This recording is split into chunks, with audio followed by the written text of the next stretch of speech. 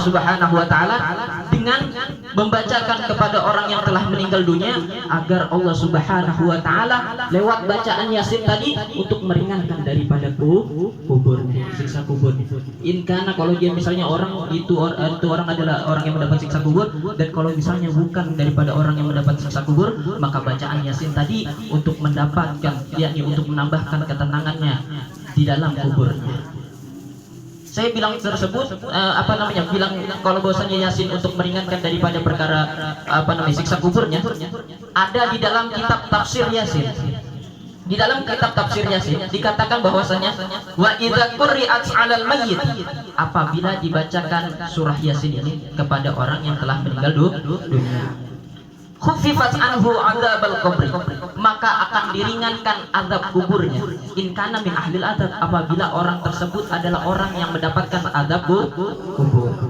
Wa illa, kalau misalnya dia bukan sebagai orang yang mendapatkan siksa kubur, fatakunu, maka adanya bacaan Yasin tadi fi ruhihi wa rahatihi ziyadatun, di dalam rohnya dan ketenangannya, untuk sebagai di dalam yakni untuk sebagai tambahannya.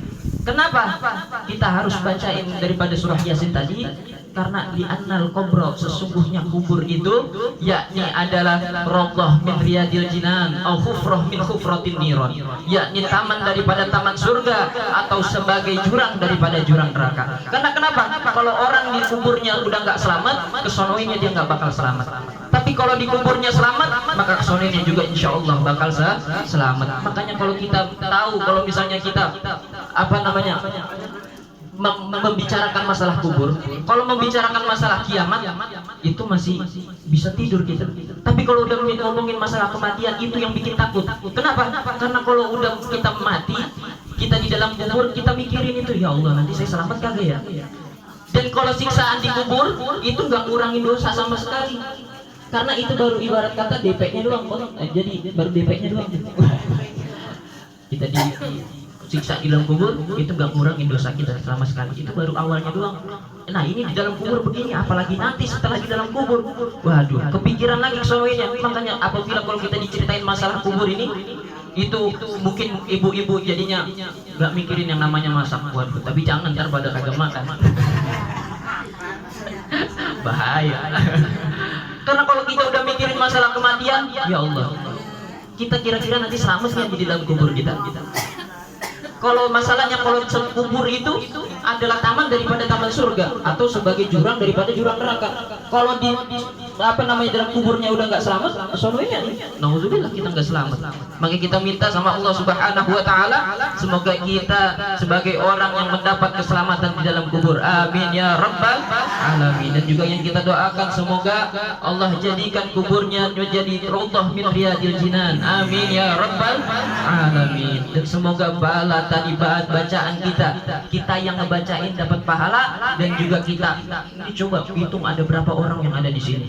Itu pahalanya semua yang kita baca di sini, yang membacakan yang ada di sini semua, itu semuanya kita transfer, kita kirimin buat orang yang telah meninggal dunia tadi. Coba banyak banget yang di sini kirimin. Allahumma taqabbal wa auzil thawaba, yang tadi pahala sedekah yang udah, yang pahala bacaan tadi semua yang kita kirimin yang ada di sini, itu kita sampaikan buat Bapak Yasin bin Haji Asri. Semoga bacaan tadi kita diterima oleh Allah Subhanahu wa taala, dan sebagai daripada itu nanti insya Allah semoga Allah kabulin biar jadi itu untuk menjadi penerang di dalam kuburnya. Amin ya rabbal alamin. Nah itu dia. Dan juga gimana kalau orang yang telah meninggal dunia tadi, dia nggak ngarepin apa-apa daripada anaknya.